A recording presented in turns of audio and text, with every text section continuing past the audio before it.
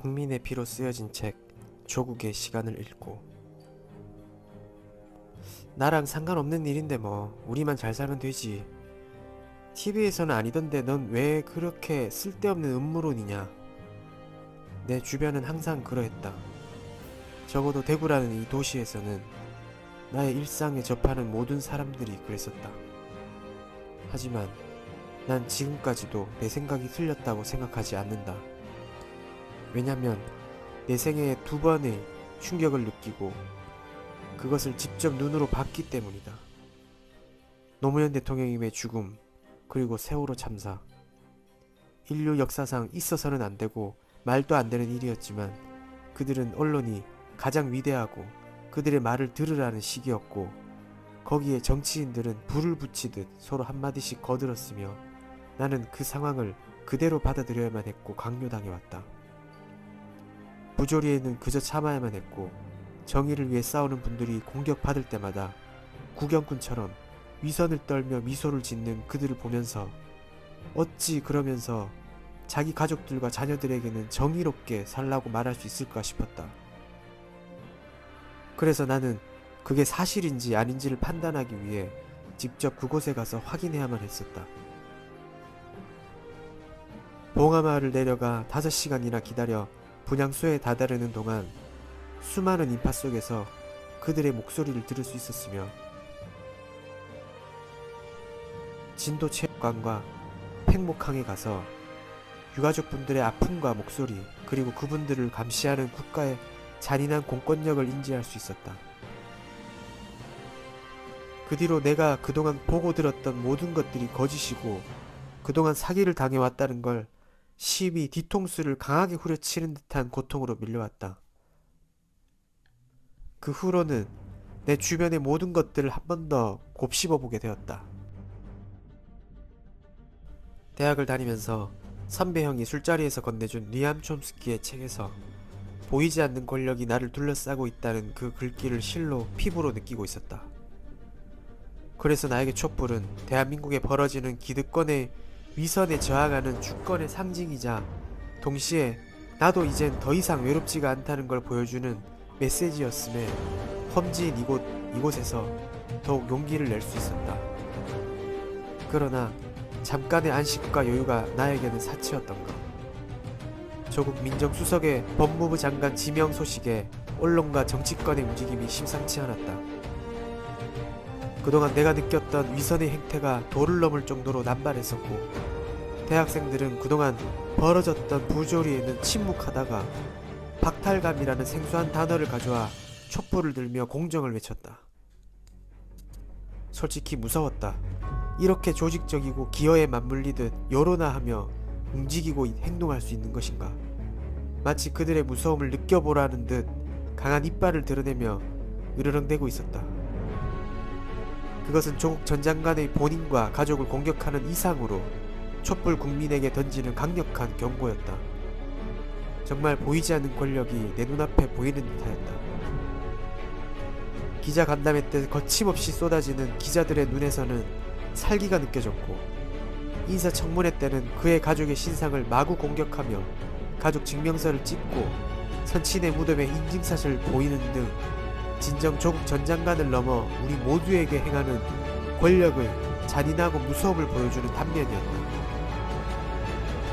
인사청문회가 끝나는 동시에 언론을 통해 보도된 정경심 교수 기소 소식에서 나는 노무현이 보였고 세월호 아이들과 울부짖는 부모님들이 보였다. 그래서 다시금 촛불을 들었고 분노해야만 했다. 추위에 떨어가며 서초동과 여의도에 가야만 했었고 나의 일상은 파괴되다시피 했었다.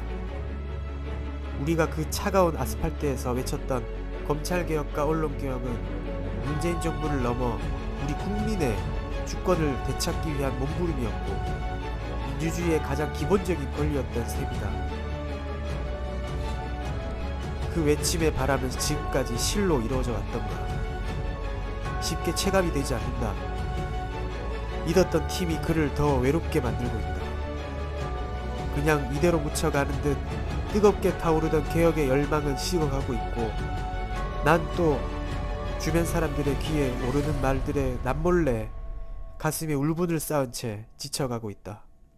정말 가슴 사무치게 고통스럽고 힘들 때면 봉하마을에 내려간다. 차가운 바위를 바라보며 국화꽃을 올려놓고 노무현의 아픔이 얼마나 고통스러웠고 무거웠을까를 생각해 본다. 그리고 조국을 생각했다.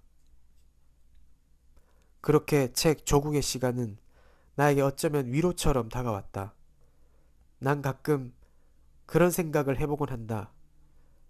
노무현 대통령님은 검찰과 언론의 마녀 사냥과 같은 그 행태들을 어찌 인간으로서 참고 견뎌냈을까? 겁은 나지 않으셨을까? 인간 노무현의 아픔이 당시에는 얼마나 고통스러운지에 대한 정도를 실감하거나 함께 공유할 수가 없었다. 왜냐면 너무나 갑작스럽게 돌아가셨고 그분의 감정을 우리는 실로 느낄 수가 없었기 때문이다. 그분이 남기고 간 유언장마저 너무나 담담한 나머지 차가운 어둠의 벽 안에 당신 스스로를 가두어 버릴 정도로 그 아픔의 무게를 동지의 해안으로 남아 이해하고 아파할 수 있었다. 그 후에 노무현 대통령님이 쓰셨던 메모가 세상에 알려지면서 칼로 베이는 듯한 그 고통의 크기를 함께 느꼈을 때 우리가 앞으로 어떻게 해야 할지에 대한 강인한 의지가 오롯이 보이는 듯했다. 조국 전 장관이 쓴 이 책은 노무현 대통령님이 청와대에서 홀로 외롭게 앉아 자신의 심정을 메모로 끄적였던 그 흔적을 동시대의 당신에게서 느끼게 하는 매개체와 같은 것이었다. 그래서 그의 글에는 가족의 피가 배어 있었고 노무현의 아픔이 묻어 있었으며 민중의 분노가 함께 스며들어 있었다. 책의 글귀마다 조국 전 장관과 나를 이어주는 연골고리처럼 느껴졌으며 그분을 인간 대 인간으로 마음속에서 위로할 수 있었다. 또한 그 위로의 연결고리는 조국이라는 단어도 꺼내기 힘든 거짓 여론에 더럽혀진 험지인 이곳 대구에서 내가 외롭지 않다는 걸 증명해준 힘이 되었다. 진실은 멀리 던져도 결국은 돌아온다는 말을 어느 언저리에서 들은 기억이 있다. 우리 일반 국민이 가히 맞설 수도 없는 거대 기득권의 큰 벽과 마주하고 있음에도 끊임없이 그 벽을 깨부수며 전진해온 깨어있는 시민들이 있었기 때문에 멀리서 돌아오는 진실은 더욱 거대한 민주주의의 방주가 되어 우리의 원동력이 될 것이다. 아직도 위선적 기득권과 맞서는 조국 전 장관님, 그리고 정경심 교수님, 아드님과 따님, 이제는 외로워 마세요. 뒤에 우리들이 있습니다. 힘들고 지치시면 언제든지 말씀해 주세요. 어떠한 방법으로든 좋습니다. 말씀해 주셔야 합니다. 외쳐 주셔야 합니다. 우리들에게 그리고 국민들에게 무엇이 진실인지 호소해 주셔야 합니다. 그것이 일반 시민들에게 멀리서 겉도는 메아리처럼 귀에 닿지 않더라도 계속 알려주세요. 그 메아리를 들은 분들이 대신 외쳐줄 것입니다. 그 진실의 목소리가 결국 닿게 되면 당신의 불쏘시개는 횃불이 되어 우리와 함께 할 것입니다. 지금껏 스스로를 긴 역사의 부조리를 청산하기 위한 고통을 감수하고 희생했던 당신의 시간이었다면 이제는 당신의 목소리를 들을 우리의 시간이기 때문입니다. 함께 하겠습니다. 그리고 우리가 개혁의 주체가 되겠습니다. 이제는 국민의 시간입니다.